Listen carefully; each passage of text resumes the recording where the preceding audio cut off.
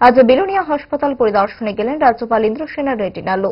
দুদিনের দক্ষিণ জেলার সফরের অঙ্গ হিসেবে আজকের এই সফর বলে জানা গেছে।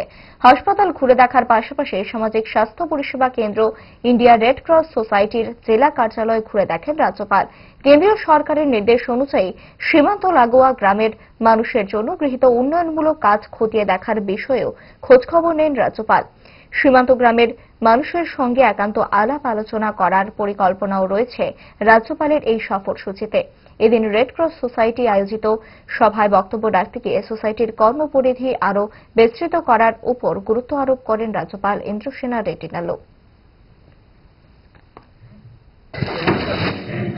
उस दिशा में आप ज्यादा से ज्यादा मेंबर्स को बना के उनका मीटिंग करके करेंगे, ये मेरा विश्वास है।